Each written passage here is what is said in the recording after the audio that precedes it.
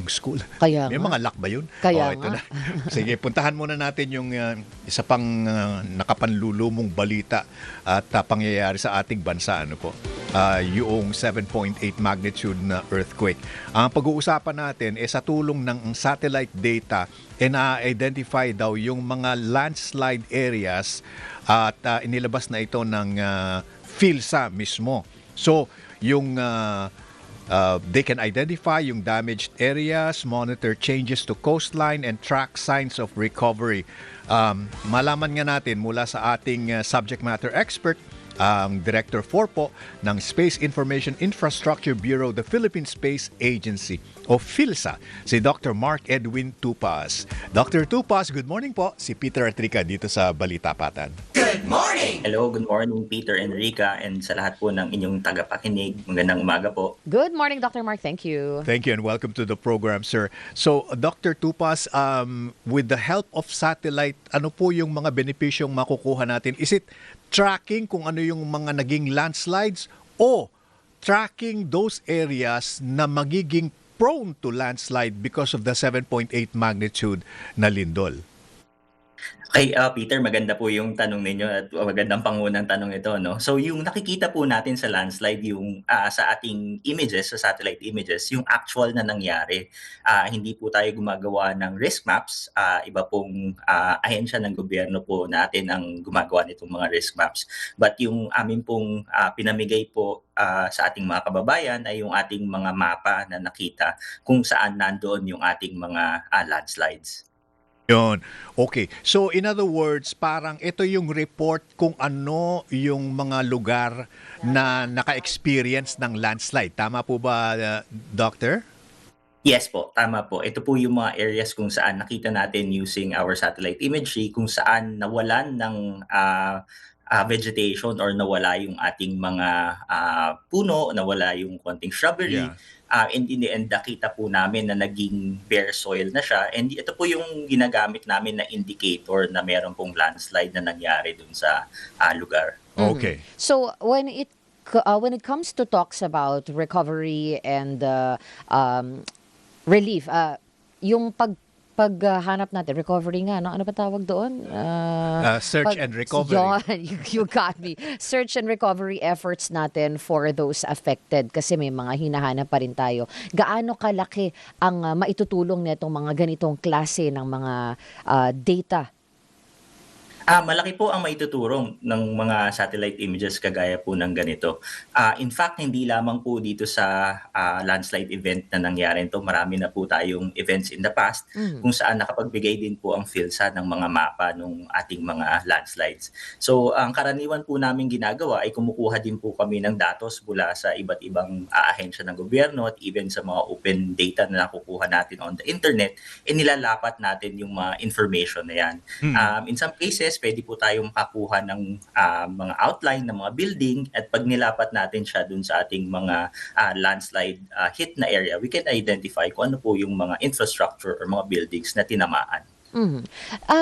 Yung area ba, Sir Dr. Mark, ng landslide, yun meron ba tayo, yung surrounding area ba no na ay delikado din? Paano ba natin mai-interpret yung mga ipinapakita ninyong maps? Katulad na lang po ng ipinapakita natin on cam, no? Merong mga area na nawala yung vegetation. But the surrounding areas niyan, delikado rin ba yan? Opo, tama po yun. I wouldn't say it for certain because hindi po ako geologist, but I would defer dun po sa ating mga ahensya tulad ng MGB at PHIVOX kung saan po mas nakakaalam po sila sa mga ganitong mga bagay. Pero sa ating pong karanasan, karaniwan ang mga areas kung saan nagkakaroon ng landslide, yung mga surrounding areas, it's also prone to these types of things happening again. Are there conclusions na po, Dr. Tupas, as a result of yung mga nakita ng ating satellite imagery, ibig bang sabihin po nun, yun ang precursor to another landslide as a result of an earthquake? In other words, na-destabilize na ba yung ground na yun and therefore it's much more prone now to have another landslide? Sige po, ulitin ko lang po na yun po, what we do is nagpo-provide po kami ng satellite imagery kung saan po Yeah. nangyari event. But in terms of maybe analyzing, I would defer to MGB at PHIVOX to better answer that particular question. Pero ito pong mga datos na ito, Oo. binibigay po namin ito sa ating mga katuwang sa gobyerno katulad ng MGB at PHIVOX para po sila yung mas masusi nilang na pag-aaralan yung mga ganitong mga event. Okay, so let's talk about satellites para mas nasa inyo pong bakuran ano. How many satellites do we have sa Pilipinas? Maganda pong tanong. Sa kasalukuyan po, meron po tayong dalawang sovereign satellites na ginagamit, si Okay. Diwata 2 and meron po tayong Novasar na data satellite na ginagamit. Ito po mga sovereign, ibig sabihin ito po yung tayo yung nag-uutos kung saan Okay. po sila kukuha. Pero apart po dito, marami po tayong mga satellite data na nakukuha mula po sa ating mga kaibigan mula sa NASA, mula sa ESA from the European Union, even sa Korea and sa JAXA. Aha, Meron aha. po silang mga binibigay sa ating mga datos. Yung iba dito freely accessible over the internet, and ito po yung ginagamit natin to do these types of analysis. How many what percentage po ba ang idinidevote nung dalawang satellites na yon for purposes of PhilSA studies? Sa ngayon po, itong mga satellites na 'to, obviously we try to make use tuwing dumadaan sila 'no, at as long as it's capable of taking images, yung lahat po nung datos na nakukuha po nila, we try to make sensible maps out of this. So hindi lamang po for disaster risk reduction, ginagamit din namin sila for maybe agricultural mapping, even Oo, oo. for environmental monitoring and such 'no. So we try to make the most out of every image that we get from our own satellites. Recently sir 'no, dahil dun sa nangyaring malakas na lindol, nakita natin na nagkaroon ng coastline, ano 'yan, yung pag-angat ng coastline dun sa may Coastal uplift, oo, yeah. coastal uplift. Nakita din po ito, na-track din po ba ito natin sa satellite natin? Yes po. So, bukod po dito sa mga landslide maps na amin pong pinamigay, meron din po tayong na-generate na mga damage maps dun po sa area ng Gensan, as well as nakagawa din po tayo nung coastal uplift na mapping na ginawa po natin using the same satellite data po. Mhm. Yung satellite data po na ginamit po natin in this particular case, ito po yung Sentinel-2 na nanggaling dun sa European Space Agency. Mhm. Yung damage maps na inyong binigay, malaking tulong 'yan para dun sa rescue efforts natin 'no, especially for the hard hit areas. Every kailan kayo nagpo-provide ng new data for our recovery personnel? Sige po, maganda pong tanong ano. Kasi yung mga satellites naman po natin and even po yung mga satellites na ating hinihiram or ginagamit galing po sa ibang mga bansa, hindi naman po sila nakatutok 24/7 sa ating mga area 'no. So karaniwan ang mga satellites po na ito meron silang mga revisit time o bumabalik-balik sila. Yung iba tuwing 6 na araw, yung iba tuwing 12 days. So sa amin po sa PhilSat, tuwing merong pagkakataon na makagawa tayo ng mapa na makakatulong sa ating mga kababayan, we try to do it po. So in a way, about every 6 to 12 days, we can generate images such as this. But again, depende rin po yan kasi kung mapapansin niyo po yung mapa po namin na binibigay, minsan natatakpan naman po ng clouds. Aha. So tuwing walang clouds, syempre doon po meron tayong magagamit na datos. Opo.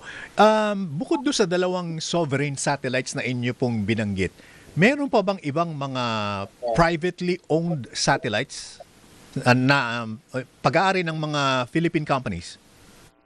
Sa ngayon po wala pong privately owned na mga satellites na Pilipino po ang nagmamay-ari. Although siyempre ang PhilSA, we're trying to push na magkaroon ng mga ganito 'no, kasi gusto natin na yung space science and technology hindi lamang po Mm. sa mga ahensya ng gobyerno but even for the commercial sector. Pero sa kasalukuyan po wala pong ganitong mga kumpanya. Although meron pong foreign tayong mga nabibilhan na mga Oo. high resolution na satellite data, um, nag yun din po nagagamit din po natin sa mga DRR efforts natin sa ngayon. Pero sa kasalukuyan wala pa pong Philippine companies na ganito po yung ginagawa. Is PhilSA a regulatory body po for satellites, na nasa usually dumadaan sa Pilipinas? Maganda pong tanong. Sa ngayon po, hindi po kami regulatory body. So, we try to harmonize and coordinate with the different branches of the government, para po hindi naman tayo, kasi kagaya na nabanggit ko, minsan bumibili po tayo ng datos. Ayaw naman po natin na pare-pareho yung binibili or nagduduplicate ng effort yung ating mga government agencies. So we try to harmonize it by coordinating yung efforts natin sa gobyerno sa paggamit ng satellite data. But in terms of being a regulatory body po, wala po kaming ganung mandato sa ngayon.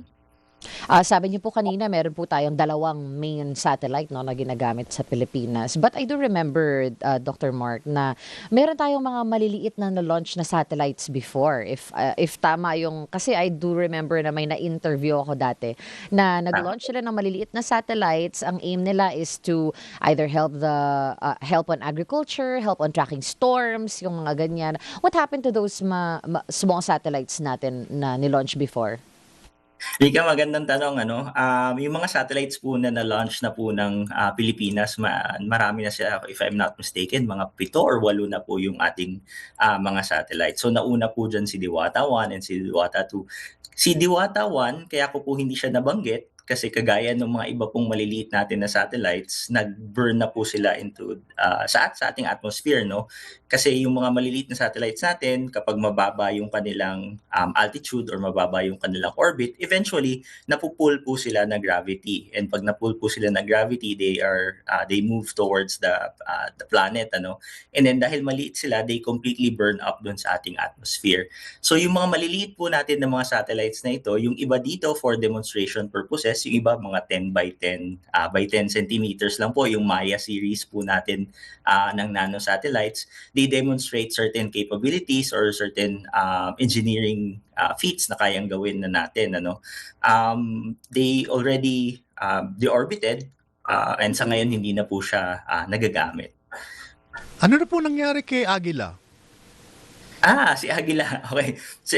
Siguro si Agila, hindi ko po alam kung sino na pong nakakaalala kay Agila, pero siguro na katulad ko na may mga puting buhok na maalala pa. No? We speak the same language.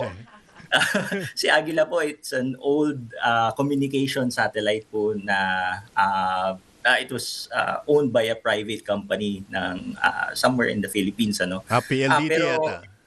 Apo. Pero ang pagkakaalam ko po, ito po ay binenta na nila. So hindi na po Pilipinas ang nagmamay-ari nitong satellite na to. Oo. Kasi yun ang kauna-unahan yata, Rika, na ni-launch Talaga. mula sa Pilipinas. Diba? Agila. Oo. Diba? So, meron ka ng Diwata. Oo, may Agila. Magkakaroon tayo ng, may Kapre na rin dyan. Iba-iba na mga pangalan na rin. May Maya nga tayo narinig kanina. So kasi kaya ako very interested dito, Dr. Tupas, Ang balita ko, daan-daan yata ang satellites ni Elon Musk. Tama po. So yung kay Elon Tayo Musk dalawa. naman po. Opo, dalawa lang po. Tama po kayo, no? Nasa hundreds na po yung mga satellites ni Elon Musk. Yung mga satellites po na nabanggit ko kanina, si Diwata 1, Diwata 2, ito po mga Earth observation satellites. Ang target po nito ay makakuha ng mga images or mga pictures ng ating surface of the Earth, in particular ng Pilipinas. Yung kay Elon Musk naman po, ito yung mga satellites that provide internet. Kagaya po na nabanggit nyo, si Agila din. It's also a telecommunication satellite. So yung mga iba't ibang satellite, marami din po silang iba't ibang gamit or iba't ibang objective. Opo. Yung yung kumpanya ni Elon Musk na SpaceX, Rika, Oo nga, naku. naglista, di ba? Oo. So now, officially, si Elon Musk ang first Trillionaire. trillionaire Oo nga. Hi, Daddy. in the world. Nako. Kasi naman to si Elon gagamit. I-donate naman. mo, Elon, dito sa Pilipinas, yung ilan mong data. Kasi Oo nga. gusto din natin madagdagan yung kakayanan ng PhilSA, di ba? Katulad na lang din nung naisip ko nga kanina, Dr. Mark, nung nagkikwentuhan tayo. Sa mga movies, nakikita natin sa satellite, 'di ba, yung mga nag-crack na mga lupa, 'di ba? May mga nakita ba tayo sa lakas nitong last earthquake natin na baka may fissures sa mga previously wala namang problemang areas before? Sige po. So yun po, no, unfortunately, yung ginamit po natin na satellite dito, yung nabanggit ko, yung Sentinel-2, hindi po siya ganun kalinaw for us to be able to identify yung ating mga fissures, ano, yung mga cracks dun sa ating lupa. Although alam ko meron kumakalat from the news, ano, na kitang-kita. We don't have that particular capability sa ngayon, ano, yung very high resolution data. Maaari po tayong bumili ng datos na gano'n. Okay. Pero para po dun sa mas malawak na pag-aaral, ang ginagamit po natin yung freely available galing po dun sa ating mga partners kagaya po nung Ayun. galing sa ESA. Oo. And yun nga po, hindi po siya kinaya yung pag-identify ng features sa ngayon. Ilan po bang megapixels yung Sa camera ng cellphone niya eh. cellphone ba yun? Hindi na, pang satellite. Megapixel. BGA camera, gano'n. Pero Peter, maganda po yung inyong tanong, ano, kasi sa mga satellites po, meron din po tayong tinatawag na resolution. Yeah. Yes. High Pero res. ang resolution po na ang gamit po namin sa Earth observation, we quantify it in terms of gaano kalaki dun sa ground yung nakikita mo. So for example, yung ginamit po natin na data para din sa ating landslide maps, yung kanyang resolution ay 10 by 10 meters. Ibig sabihin, ang isang pixel niya, it can resolve an object that is the size of 10 by 10 meters. Kaya dun po sa tanong ni Rica, syempre kung ganun kalaki yung pixel mo, hindi mo na makikita yung mga biyak na nasa loob ng ganung pixel. Gano'n ba kalaki yung 10 by 10? Na 10 meters by 10 meters po ba? Oo, gano'n kalaki yun. Oh, malaki yun ah. Ito, yan, itong booth natin. So ganito kalaki. So in other words, that is 100 square meters. Tama po. Tama po. Tama. Pag meron kang loteng 100 square meters, Pwede na, sosyalin pwede ka na. Oo. Napapaisip kasi ako di ba? Kasi nazo-zoom in, zoom out pa ba natin yung mga nakikita natin sa satellite? Tulad nung sinabi mo nga partner, di ba? Ilang megapixels? Kung may megapixel nga yan, di pwede nating makita palalo yan on closer, ano tawag dito? Closer viewing pa. Ayun po, yung mga satellites po na yung Sentinel-2 po nabanggit ko, hanggang doon na po yung kanyang kakanan, no? Meron pong iba na, for example, yung mga binibenta ng mga ibang high-tech na companies abroad, nakakaabot sila ng mga 0.3 by 0.3 meters, no? So it's less than 1 square meter So, naman yung malinaw talaga kakayanhan yun. ng mga ganon. Opo. Meron po tayong access sa mga ganon, pero if you consider po kasi na bumili ng mga ganong kamahal na mga images, it might not be cost effective, hindi naman natin natutugunan yung mas malaking area. So we prioritize po yung mga images that we can get most of the time, yung madali nating ma-analyze and yung constant na may stream tayo ng data. Kailan po ba pumaimbulog si Diwata? Maganda po tanong. Ano yung Hindi ko na rin po pumaimbulog? yung unang Diwata po, ano? Hindi ko na rin matandaan, ano? Pero makailang taon na rin po nung palagay nyo, more than 15 years na? Hindi po. Si Diwata 1 po, in fact, 10 years pa lang po siya since unang ni-launch nung 2014. If I'm not mistaken, umabot po siya ng 4 or 5 years in orbit. And after that po, nag-de-orbit na siya. Pag nag-de-orbit na, ibig sabihin po, bumaba na po siya, lumapit na po siya papunta sa Earth, and dahil maliit po siya, kagaya ng nabanggit ko kanina, nasusunog na po siya sa ating atmosphere. So meron talagang lifespan ang mga satellite natin. Dapat pala, challenge pala yan sa inyo, Dr. Mark, no? Bakit na ba? Gagawa ng bago ulit. Dapat may budget. Ayun. Nasa malita yung mga budget na yan. Baka masyado nang matanda yung technology. Walang filter. Yeah. Teka lang, kasi na-curious ako dito, partner. Sinabi kasi, Dr. Mark, na ginagamit din ng PhilSA researchers together with the Ateneo de Manila University yung nighttime light data for disaster assessment and recovery monitoring. Yung ilaw sa gabi. Tama ba 'tong pagkakaintindi ko? May naa-assess din tayo dito? Tama po. So yung kagaya po nung ginagamit natin, na nabanggit ko 'no, yung sa landslide, kumukuha po ito ng images tuwing 10:00 ng umaga. Hmm, And meron naman pong ibang mga satellite na tuwing gabi sila kumukuha ng mga images. Kagaya mm. nung nabanggit ni Rica, it actually gives you nighttime lights. Yeah. Yung analysis po ng nighttime lights, it's also very useful tuwing merong mga ganitong kalamidad. Kasi alam natin na kapag merong ilaw, meron tayong movement or merong socio-economic activity na nangyayari. Mhm. So tuwing humihina yung ating mga ilaw sa gabi, it's an indication na humihina yung activity dun sa isang particular city Oo. or in a particular area. At So saka kagaya po dito sa nangyaring lindol, meron po tayong na-monitor na yung unang gabi po pagkatapos po ng lindol, nakita natin na halos buong Jensan, hindi naman buo pero mga kalahati mahigit siguro nawalan ng kuryente. Yung ibang mga Ah. areas katulad ng Glan, Sarangani, nakita po namin na halos walang ilaw dun sa mga areas na yon. And oo. it's an indicator na yun nga, bukod sa walang kuryente, it might be an indicator na merong infrastructure damage na Oo nga. nangyari. So, Opo. totoo ba yung sa movie, Dr. Mark, nakikita natin na sa space namamatay yung ilaw, ganun? In a way po, Yeah. meron pong ganong capabilities yung iba, Ah. pero dun po sa meron tayong access siguro hindi naman Mm. po gano'n. Kasi halos daily po yung access natin dun sa mga satellites, hindi naman every Yeah. second natin Oo. nakikita yung ano. Pasensya Paliparin na. niyo kami sa space, Pasensya Dr. na, Mark. Curious Dr. kami. Tupas, at medyo babad sa Netflix itong partner.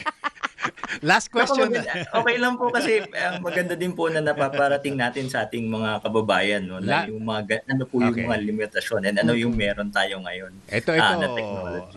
gusto kong malaman, personal inquiry ito. Yung bang satellite natin ay nag-orbit around the Earth or basically umiikot siya at the same pace as the Earth kaya nananatili siyang above the Philippines? Oo. Maganda po ang tanong. So yung karaniwan po na ginagamit natin kagaya ng Diwata 2, it's polar orbiting, so umiikot po siya, hindi po siya geostationary. Yung karaniwan po ng mga geostationary satellites natin, ito yung mga ginagamit natin for weather, ginagamit natin for telecommunication. Pero ang kadalasan po natin ginagamit for Earth observation or yung kumukuha ng mga picture, ito po yung mga umiikot sa ating mundo, no? So nag-orbit Ayun. around the Earth. Opo. Nako, hindi naman po sa nagmamagaling pero I think it's really time for the Philippines to have another 2 or 3 more satellites kasi kung yung si Diwata nga medyo bumababa na. Oo. So, gagawa na tayo ng bago para Yeah. lilipad na ulit. Kasi mababa nga lang ang kaya liparin ng isang Diwata. So, dapat Oo. mga mas matataas na. Ano ba mas Hindi mataas? ko alam eh. Kaya tumuro tayo doon sa propulsion methods nila, mga ganyan-ganyan. Ano ba? Dr. Oo. Tupas, maraming salamat po. This is very interesting for us kasi sa totoo lang, and no offense meant, meron pala tayong PhilSat. Meron. Active ang Philippine Space Agency natin. Oo, sa napakarami mga bagay. Dr. Mark, thank you so much very for your much. time. Good morning. We'll call you again. Marami pong salamat. Si Dr. Mark Edwin Tupas, Director 4 po ng Space Information Infrastructure Bureau, Philippine Space Agency. Ayan, kita mo nga naman ilan ang satellite na Pilipinas? Humigit kumulang sa Dalawa. Pero meron. Oh. Tapos yung isa pa, Oh. satellite na mababa ang lipad.